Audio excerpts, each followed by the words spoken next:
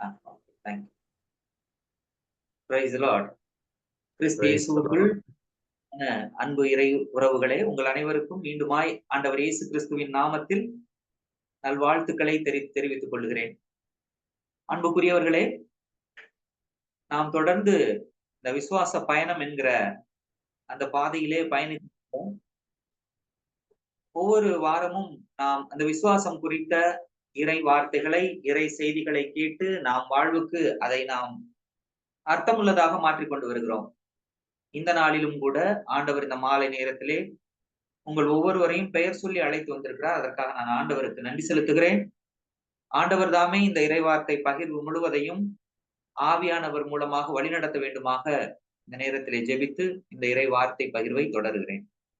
என் அன்புக்குரியவர்களே, விசுவாசம் என்றால் என்ன அப்படி நம்ம ஒவ்வொரு பகுதியிலுமே அதை தியானிச்சு வருகிறோம்.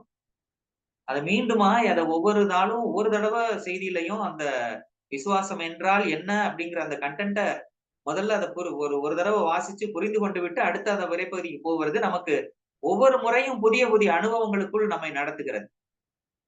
அந்த வகையில எபிரேயர் 11வது அதிகாரத்துல விசுவாசம் என்றால் என்ன அப்படிங்கிறத எபிரேயர் ஆக்கியோன் சொல்றது என்னன்னா, விசுவாசம் என்பது எதிர்நோக்கி இருப்பது கிடைக்கும் என்னும் உறுதி, கண்ணுக்கு புலப்படாதவை பற்றிய ஐயமற்ற நிலை. இதுதான் விசுவாசம் என்கிற மையமாக இருக்கிறது. விசுவாசம்னா இதுதான் அப்படின்னு நமக்கு சொல்லி தர்றாங்க. அந்த வகையில நாம ஒரு சின்ன சின்ன குறிப்புகளின் அடிப்படையிலையும் நம்ம சிந்திச்சு வர்றோம். இந்த வாரமும் நான் உங்களுக்கு ஒரு சிறு குறிப்பை தர ஆசைப்படுகிறேன். இந்த வாரத்தினுடைய தலைப்பு, இந்த செய்தியினுடைய தலைப்பு என்னன்னா, விசுவாசமும் பொறுமையும். விசுவாசமும் பொறுமையும் தான் இந்த இறை செய்தியோட மையம், கரு நாம் சிந்திக்க போறோம். இப்ப விசுவாசம்னா நமக்கு தெரியுது, பொறுமைனா என்ன அப்படிங்கிறத இந்த இறை செய்தியில நம்ம பகிர்வோம். இந்த குறிப்பு அதை நோக்கியே பயணிக்கிறது. நான் சொல்ல போற குறிப்பும் அதை நோக்கி தான் பயணிக்கிறது. குறித்து வைத்துக் கொள்ளுங்கள். பொறுமை இல்லாத விசுவாசம் விசுவாசம் அல்ல. விசுவாசத்துக்கு பொறுமை கட்டாயம் அவசியம். மறுபடியும் சொல்றேன், பொறுமை இல்லாத விசுவாசம் விசுவாசம் அல்ல. விசுவாசமே இல்லாத பொறுமையும் அல்ல. என்ன விசுவசிக்கிறோமோ அத நம்ம பொறுமையோடு காத்து கொண்டு அந்த விசுவாசத்தை கண்டடையும் போது அப்பதான் அந்த பொறுமைக்கும் அர்த்தம் இருக்கு. இல்லைன்னா எதுக்காக அந்த பொறுமை நமக்கு தேவைப்படுகிறதுன்னு அர்த்தம் இல்லாம போயிடும். அதனால விசுவாசமும் பொறுமையும் ஒன்றோடொன்று பிரிக்க முடியாத ஒரு சக்தியாக, ஆற்றல் உள்ள வெப்பன் சொல்லலாம். அது ஒரு கருவியாக இருக்கிறது. இது ரெண்டையும் பிரிச்சு பார்த்தோம் அப்படின்னா ஒன்னும் விசுவாசம் இல்லாம போயிடும், இல்லைன்னா பொறுமை இல்லாம போயிடும். அப்ப நம்ம விசுவாசமும் பொறுமையும் என்கிற அந்த ஒரு கண்ணோட்டத்தில் இந்த இறைவார்த்தை பகுதியை நாம் தியானிப்பது நலம் என கருதுகிறேன். என் அன்புக்குரியவர்களே, ஒவ்வொரு காரியங்களும் நம்முடைய வாழ்க்கை சூழல்ல ஏதோ ஒண்ணு எதிர்நோக்கி காத்திருக்கிறோம். அதாவது விசுவாசிக்கிறோம். நம்ம எதிர்நோக்கு அப்படிங்கிறத இந்த இடத்துல விசுவாசம்ங்கிற பதத்திலே பயன்படுத்தி நம்ம புரிந்து கொள்வோம். ஏன்னா அது எளிதாக இருக்கும். விசுவாசத்துக்கு முந்தின இடம் தான் எதிர்நோக்கு. அதாவது விசுவாசம் வேறு, எதிர்நோக்கு வேறு. நம்ம இந்த இடத்துல எதிர்நோக்கி காத்திருப்பது என்கிற மையத்தை விசுவாசம் என்கிற பொருளிலேயே புரிந்து கொள்வோம். அதுக்கு ஆதாரமாக, விவிலிய ஆதாரமாக எபிரேயர் புத்தகம் 6வது அதிகாரம் 11 15 முடிய உள்ள இறைவார்த்தைகளை சகோதரி ஸ்டெல்லா சிஸ்டர் மட்டும் வாசிங்க. மத்தவங்க யாரும் அன்மியூட் பண்ண வேண்டாம். ஒருத்தவங்க மட்டும் வாசிங்க. 6வது அதிகாரம் எபிரேயர் 6 11 15 முடிய உள்ள இறைவார்த்தைகளை நம்ம இந்த இறைவார்த்தை தியானத்துக்கு ஆதாரமாக எடுத்துக்கொள்வோம்.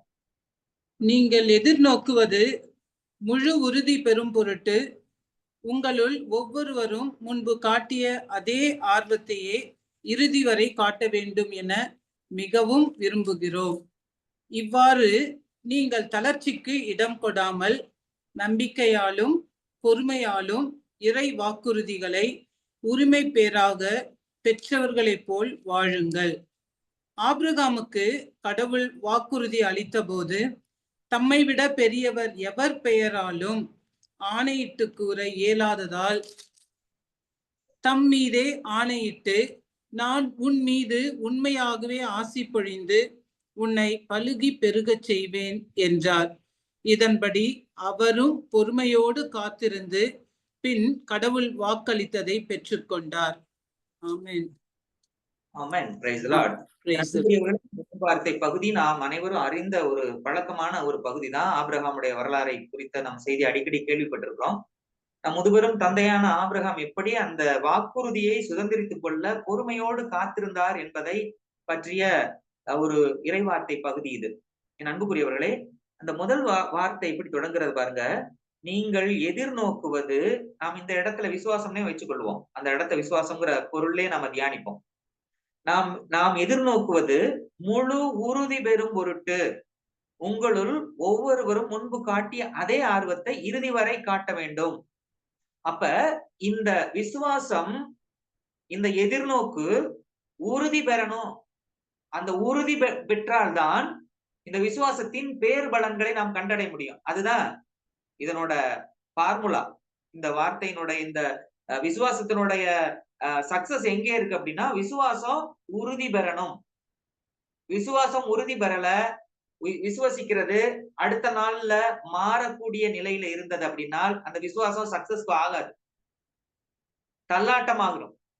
ஒரு நாணல் போல அது ஒரு பக்கம் ஒரு யாராவது உலக சார்ந்த ஒரு காரியத்தை சொல்லும் போது அந்த விசுவாசம் அவிசுவாசமாக மாறக்கூடிய வாய்ப்பும் இருக்கிறது. அது பல்வேறு அனுபவங்கள், பல்வேறு சம்பவங்களை நாம ஒப்பிட்டு பார்க்கலாம். எப்போ என்ன ஒரு காரியத்திலையும் விசுவசிப்போம் அப்படின்னு சொல்லுவோம்.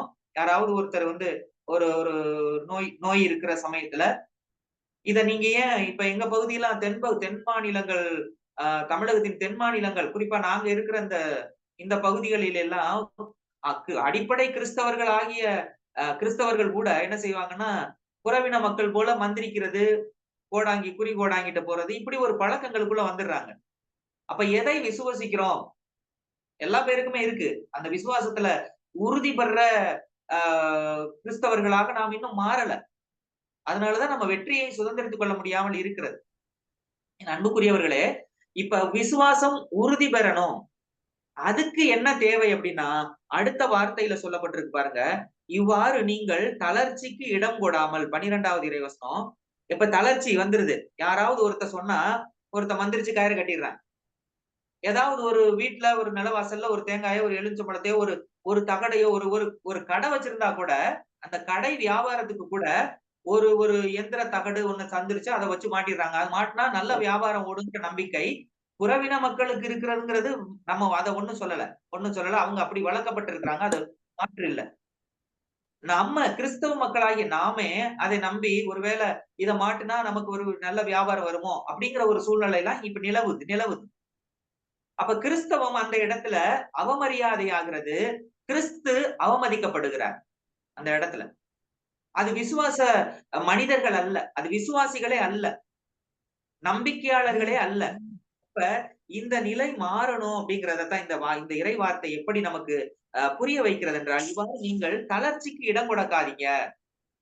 உலகு சார்ந்த விஷயம் வரும்போது தளர்ச்சிக்கு இடம் கொடுக்காமல் நம்பிக்கையாலும், அதை தொடர்ந்து வருது பாருங்க அந்த வார்த்தை தான் இதனோட ரகசியமாக இருக்கிறது. விசுவாசத்துக்கு ரகசியம் எங்க இருக்குன்னா அந்த பொறுமையில இருக்கு.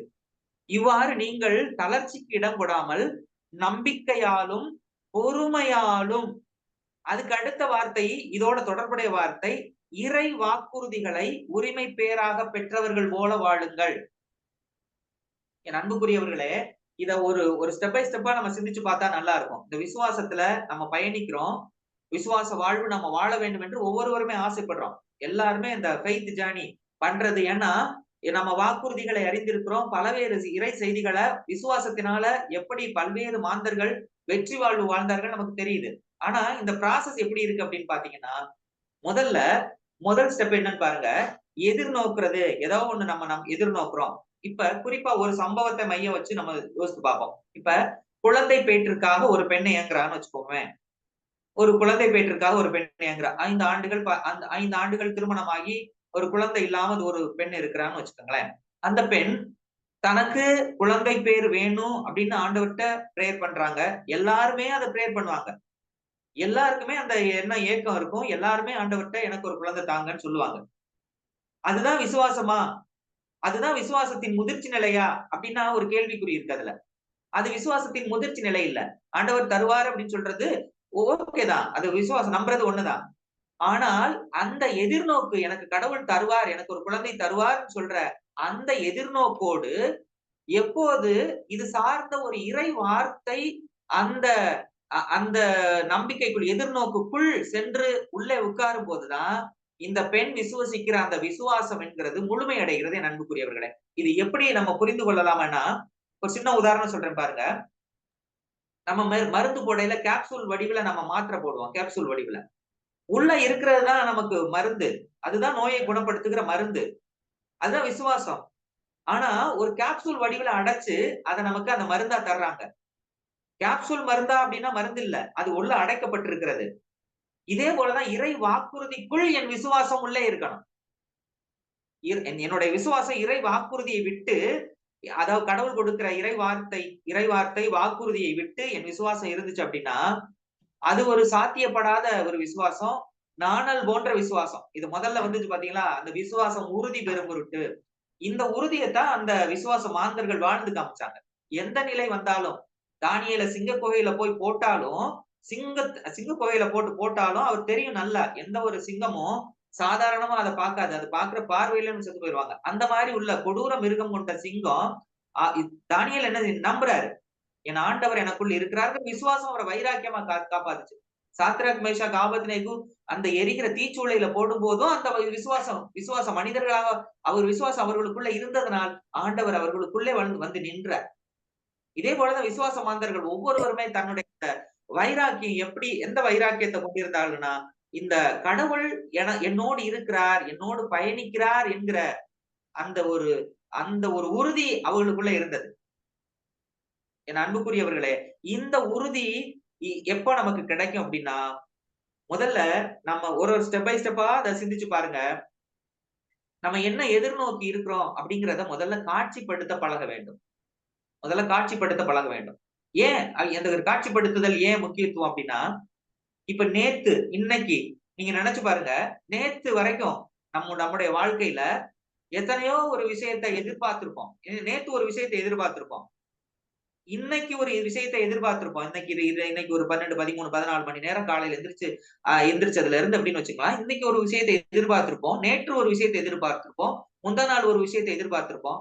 என்ன விஷயத்தை நம்ம எதிர்பார்த்தோம் அப்படிங்கிறது நமக்கு நினைவுல இருக்கா? பெரும்பாலும் இருக்காது. ஏன்னா எல்லாத்தையும் எதிர்பார்ப்போம். கடவுள் எனக்கு தரணும்னு சொல்லுவோம். ஆனா இருக்காது. எது விசுவாசம் அப்படின்னா, அது விசுவாசம் அல்ல. அது உறுதியான விசுவாசம் அல்ல. ஏதோ போற போக்குல எனக்கு ஒரு பைக் வந்தா நல்லா இருக்கும். எனக்கு ஒரு கார் வந்தா நல்லா இருக்கும். எனக்கு ஒரு வீடு கட்டினா நல்லா இருக்கும். எனக்கு இது கிடைச்சா நல்லா இருக்கும். அப்படின்னு நினைக்கிறது விசுவாசம் அல்ல. இந்த விசுவாசம் என்கிறது நம்மள தூங்க விடாமல் செய்ய வேண்டும். அதுதான் விசுவாசம். நான் இந்த பெண்ணை இப்ப எப்படி இந்த நிறை மாத ஒரு கர்ப்பிணி அனுபவிக்கிற பிரசவ வேதனை வரையும் அவ அனுபவிக்கணும். அந்த குழந்தை பேர் இல்லாத பெண்ணு. இல்ல, எனக்கு ஆண்டவர் வாக்குறுதியில சொல்லப்பட்டிருக்கிறது.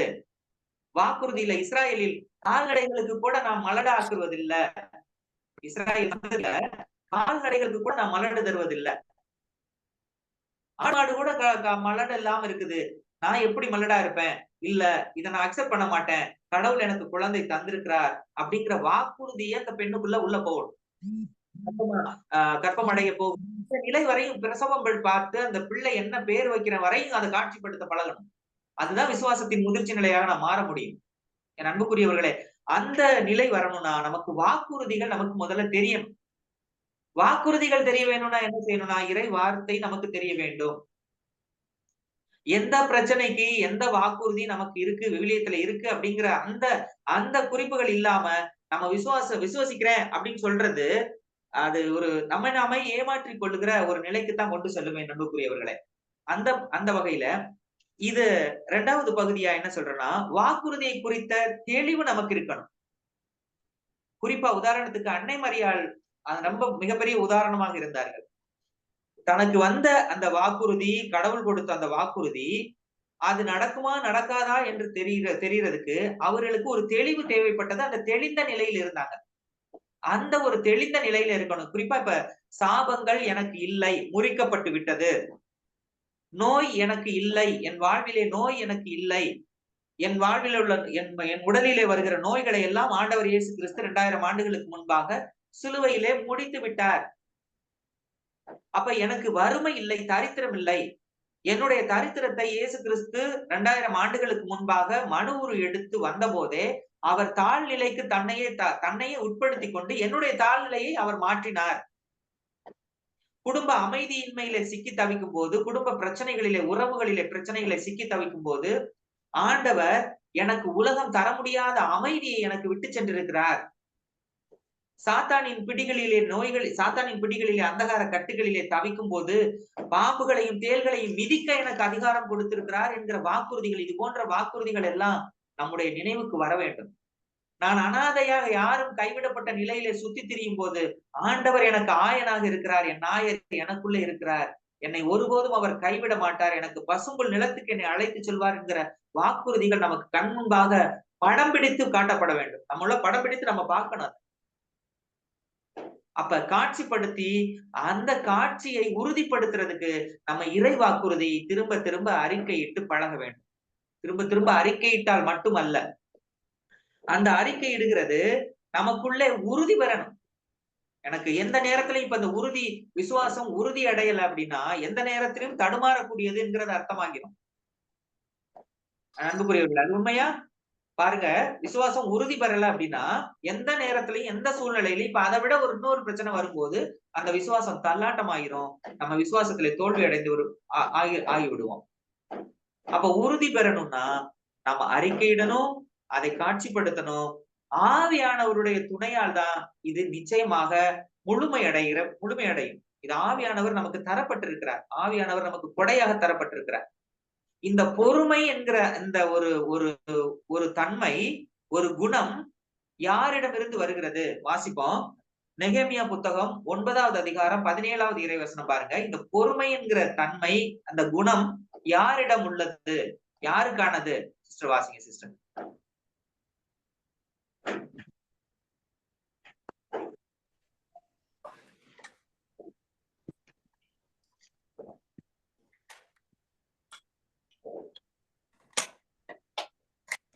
நெகேமியா புத்தகம் 9வது அதிகாரம் 17வது இறைவசனம். அவர்கள் செவி கொடுக்க மறுத்ததும் அல்லாமல் நீர் அவர்களிடம் செய்திருந்த உமது அருஞ்செயல்களையும் நினைத்து பார்க்கவும் இல்லை.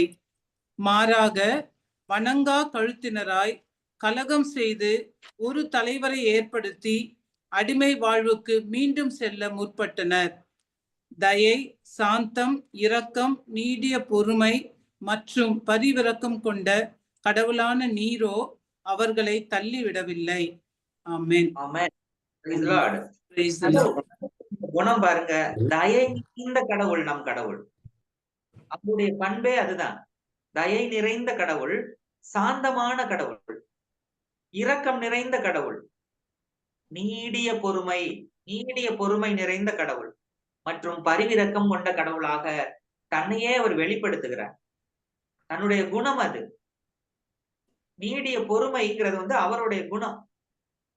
பாருங்க, நம்மளுடைய வாழ்விலே பாவங்களுக்கு ஏற்ப நம்மை அவர் தண்டிப்பதே இல்லை.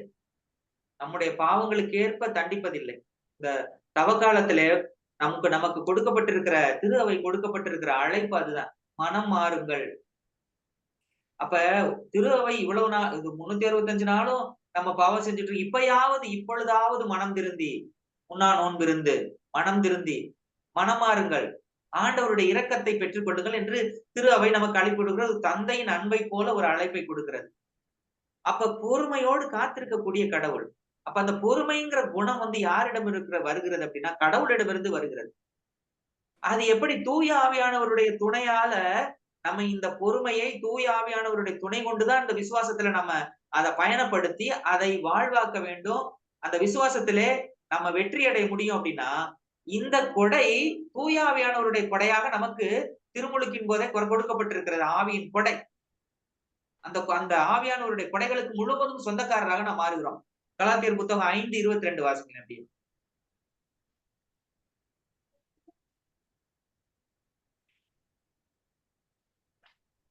கலாத்தியர் புத்தகம் 5:22. ஆனால் தூய ஆவியின் கனியோ அன்பு, மகிழ்ச்சி, அமைதி, பொறுமை, பரிவு, நன்னயம், நம்பிக்கை. கனிவு, தன்னடக்கம் என்பவை ஆகும். ஆமென். அப்ப தூய ஆவியானவருடைய அந்த ஃப்ரூட் அவரிடமிருந்து தான் அது நம்ம பெற்றுக்கொள்ள முடியும். தூய ஆவியானவருடைய துணையோடு தான் நம்ம அதை பெற்றுக்கொள்ள முடியும். அப்ப இது நம்ம தூய ஆவியானவர் நமக்குள்ளே குடியிருக்கிறார் என்கிற விசுவாசம், தூய ஆவியானவருடைய கனி, பொறுமை என்கிற கனி எனக்குள்ள இருக்கிறது என்கிற அந்த உறுதிப்பாடு, தூய ஆவியானவரோடு இணைந்த அந்த ஜெப வாழ்வு, இது எல்லாம் கலந்துதான் இந்த வாக்குறுதியை அந்த மனிதனுக்கு நிறைவேற்ற நமக்கு தகுதி உடையவனாக மாற்றுகிறது. இப்ப அந்த பெண் என்ன செய்யணும்? தூய ஆவியானவரோட துணை கொண்டு ஜெபிக்க வேண்டும். இப்ப குறிப்பா நம்ம அந்த பரவச பேச்சு பேசுகிற அந்த கொடை ஒரு வல்லமையை வெகு சீக்கிரத்திலே நம்ம பெற்றுக்கொள்ளக்கூடிய அந்த ஒரு அற்புத கொடையாக இருக்கிறது.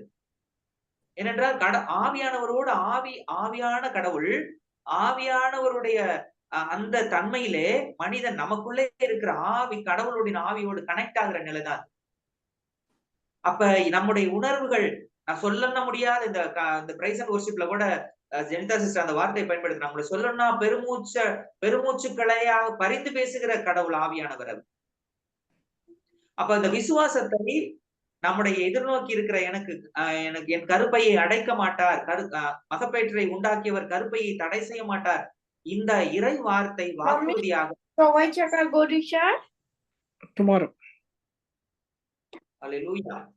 அப்ப தூய ஆவியானவர் துணையோட இந்த வாக்குறுதிகள் நமக்குள்ளே இருதயத்துக்குள்ளே சென்றடையும் போதுதான் இந்த விசுவாசம் உறுதி அடைகிறதே. நண்புக்குரியவர்களே, இது எப்படி பாருங்க, இது தொடக்க நிலை, அடுத்த ஸ்டேஜ் வெற்றிகரமான நிலை. அப்படிதான் அந்த விசுவாசத்தோட படிநிலை இருக்கிறது. ஒரு குறிப்பா ஒரு கட்டிடம் போடுறோம் பாருங்க, அந்த அஸ்திபாரம், அப்புறம் பிரேஸ் மட்டம் போடுவோம், அப்புறம் லிண்டல் மட்டம் வரும், தார்ஸ் போடுவோம், வீடு குடியேற நிலை வரும். இப்ப முதல்ல வீடு கட்டணுங்க இல்லையே, நமக்கு அந்த படம் அவுட்லைன் கட்ட போறவங்களுக்கு அந்த படம் அவுட்லைன் ஃபுல்லா இருக்கணும், காட்சிப்படுத்திடணும். என்னுடைய வீடு இப்படிதான், கனவு வீடு இப்படிதான் இருக்கணும், எலிவேஷன் இப்படிதான் இருக்கணும், டாப் வியூ இப்படிதான் இருக்கணும், சைடு வியூ இப்படிதான் இருக்கணும் அப்படிங்கிற ஒரு காட்சிப்படுத்தல் இல்ல அப்படின்னா அந்த வீடு நம்ம நினைக்கிறது போல வராது, கட்டுறது போல நம்ம இருக்கிறதை ஏற்றுக்கொள்ள முடியும். அப்படிதான் அமைஞ்சிரும். மாறாக நாம் என்ன காட்சிப்படுத்துகிறோமோ அது அந்த கட்டடமாக வர வேண்டும். அதுதான் விசுவாசம், அதான் உறுதிப்படும் அந்த ஸ்டெப். அப்ப விசுவாசம் நம் காட்சிப்படுத்தி பழக. ஆபிரகாம் அதைத்தான் என்னாரு, பார்த்தாரு பாருங்க, அவரையே ஒரு பிராக்டிஸ் பண்ண வச்சாரு. அந்த நட்சத்திரத்தை பாரு அப்படின்னாரு. அது ஒரு காட்சிப்படுத்துதல். இந்த மணலை பாரு, இவ்வளவு பிள்ளை இருக்குமா, மணலை எண்ண முடியுமா பாரு, மணலை எண்ணி பார்த்திருப்பாரு, மணலை கையில எடுத்து பார்த்திருப்பாரு. நட்சத்திரத்தை பார்க்கும் போது பூரா அவருக்கு அந்த தன்னுடைய பிள்ளைகள் நினைவு வந்திருக்கும்.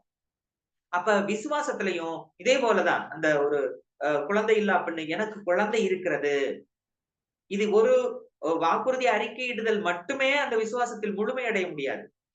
இது எல்லாம் சேர்ந்து தூய ஆவியானவரோட துணை கொண்டு, ஏன்னா தடுமாற்றம் இல்லாத விசுவாசம் தான் நம்ம வெற்றியை நோக்கி பயணிக்க வைக்கும். விசுவாசத்திலே பல்வேறு ஆண்டவர் இயேசு கிறிஸ்துவோடு பாருங்க, இயேசு கிறிஸ்துவின் 12 சீடர்கள்ல ஒருத்தர் கடைசியில நிக்க முடியல. ஏன்னா தள்ளாட்டம். அது எப்ப வேணாலும், எந்த மனிதருக்கு வேணாலும் அந்த சோதனை வரலாம். ஆனா உறுதி எப்ப அடையும்னா, ஆவியானவருடைய வழிநடத்தல், அவருடைய லீடிங்ல இருக்கும் போதுதான் அந்த வெற்றி வாழ்வு நமக்கு எளிதாகிறது. நமக்கு ஒரு அருமையான துணையாளர் தரப்பட்டிருக்கிறார், சப்போர்ட்டர். நம்முடைய தேவைகளை அறிந்தவராக இருக்கிறார் துணையாளர், பரிசுத்த ஆவியானவர். அந்த ஆவியானவருடைய துணை கொண்டு நம்முடைய அந்த ஜெபம், நம்முடைய அந்த வாக்குறுதி விசுவாசத்தோடு இணைந்திருக்கக்கூடிய, எப்படி அந்த கேப்சூலுக்குள்ள அந்த மருந்து இருக்கோ அதே போல நம்முடைய எதிர்பார்ப்பு, நம்முடைய எதிர்நோக்கு, நம்முடைய விசுவாசத்துக்குள்ள அந்த வாக்குறுதிக்குள்ள அந்த விசுவாசம் அடங்கி இருக்க வேண்டும். இதை பயிற்சி செய்துதான் நம்ம அந்த விசுவாசத்தை சுதந்திரித்துக் கொள்ள முடியும். அப்பதான் அந்த வெற்றி வாழ்வுக்குள்ள போக முடியும். ஏன்னா எந்த நேரமும் அது தள்ளாட்டத்துக்குள்ளி உரிய விஷயமாக உலக போக்கிலே மாறக்கூடிய அனுபவத்துக்குள் வந்திருக்கிறது. அப்ப இந்த பொறுமை எதுக்கு அவசியமாகிறதுனா, இந்த பொறுமை ஒரு டைம் பீரியடுக்குள்ள அடக்க முடியாது. காலங்கள் என்னுடையது, யுகங்களும் என்னுடையது. கடவுளுடைய நாமமே ஆதியும் அந்தமுமானவர், தொடக்கமும் முடிவும் இல்லாதவர், தொடக்கத்துக்கும் முந்தியவர், இறுதிக்கும் அப்பாற்பட்டவர். அப்ப காலங்கள் அவருக்குள்ள அடக்க முடியாது, காலங்களுக்குள்ள அடக்க முடியாது.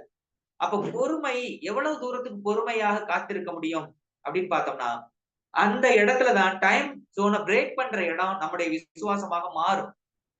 நம்முடைய விசுவாசம் எந்த அளவுக்கு இருக்குதோ அந்த அளவுக்கு கடவுளே பொறுமை இழக்க செய்ய முடியும். நம்முடைய விசுவாசம் கடவுளையும் பொறுமை இழக்க செய்ய முடியும்.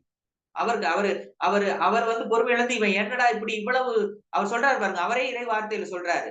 ஒருத்தன் இரவுல போய் எனக்கு பசிக்குதுன்னு சொல்லிட்டு கதவை தட்டி கொண்டிருந்தா, அவன் தொந்தரவு பண்ணும் பொருட்டாவது அவனுக்கு அந்த உதவியை செய் அப்படின்னு இறை வார்த்தையை சொல்றாரு. அவரே சொல்றாரு. அப்ப இந்த விசுவாசமும் அதே அளவுக்கு நம்முடைய உறுதிப்படக்கூடிய அந்த நிலைக்கு வரும்போது, கடவுள் அந்த அந்த வாக்குறுதியை நம்முடைய நம்முடைய சிரசிலே அபிஷேகமாக ஊற்றுகிறார். ஆமென். அல்லேலூயா. அதுதான் நடக்கிறது. அதுதான் அந்த விசுவாசத்தினுடைய வெற்றியாக இருக்கிறது. இந்த இந்த பொறுமை, ஏன்னா அந்த டைம் பீரியட உடைக்கிறது கடவுள். கடவுள். அவருக்குள்ளதான் அந்த டைமே இருக்கிறது. டைமே அதுக்கு அவருக்குள்ளதான் இருக்கு. காலங்கள் என்னுடையது, யுகங்களும் என்னுடையது. இயேசு கிறிஸ்துவனுடைய வாழ்க்கையில பாருங்க, ஒவ்வொரு நோயாளிகளும் ஒரு குறிப்பிட்ட நாள் ஒரு 2 சிட்டிங் வாப்பா, வந்ததுக்கு பிறகு உன்னை நான் சுகமாக்குவேன் அப்படின்லாம் சொல்லல. காலங்களே இல்ல. காலங்களுக்கு அப்பாற்பட்டவராக இருந்தார். காற்றும் கடலும் ஒரு நொடியில அவருடைய சொல்லுக்கு கீழ்ப்படிந்தன. நோய்கள் அகன்றன, பேய்கள் ஓடின. அந்த நிலை நமக்கு, இந்த பொறுமை நமக்கு அவசியம். இந்த விசுவாசத்துல நமக்கு பொறுமை மிக மிக அவசியமாக இருக்கிறது. என் அன்புக்குரியவர்களே, அத்தகைய ஒரு வாழ்வு வந்து கிறிஸ்துவிடம் மட்டுமே இருக்கிறது. மக்கள் எண்ணிக்கை நூல்ல நம்ம வாசிக்கிறோம், வாசிக்க வேண்டாம் நேரம் கடந்துருச்சு. எண்ணிக்கை நூல்ல 21வது அதிகாரம் 4லிருந்து 6 வரை உள்ள வசனத்துல வாசித்து பாருங்க. மக்கள் அந்த வனாந்தரத்துல பயணித்துக் கொண்டிருக்கும் போது பொறுமை இழக்கிறாங்க.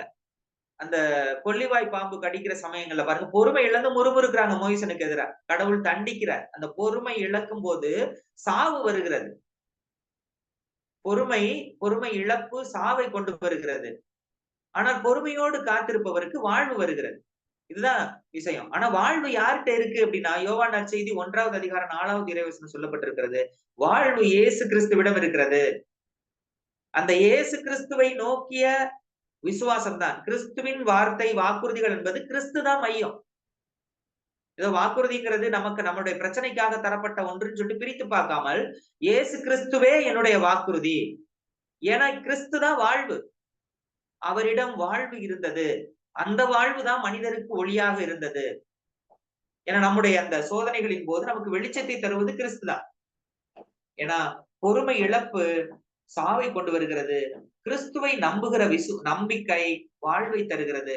எனவே இத்தகைய ஒரு அந்த கிறிஸ்தவ நம்பிக்கை, கிறிஸ்துவில் நம்பிக்கை, கிறிஸ்துவை நம்புவது, இறை வார்த்தையை நம்புவது, அந்த ஒரு பயிற்சிக்குள் நாம் கடந்து வரும்போது இந்த விசுவாச பயணமானது ஒரு வெற்றி நிறைந்த பயணமாக மாறுகிறது. ஆண்டவருடைய திருநாமம் என்றென்றும் வாழ்த்த பெறுவதாக. ஒரு இந்த வாக்குறுதிகளை சுதந்திரிக்கும் மக்களாக மாறுவோம். விசுவாசத்தை சுதந்திரிப்போம். ஆண்டவர் இயேசுவின் நாமம் மாட்சியும் மகிமையும் அடைவதாக. ஆமென், ஆமென், ஆமென்.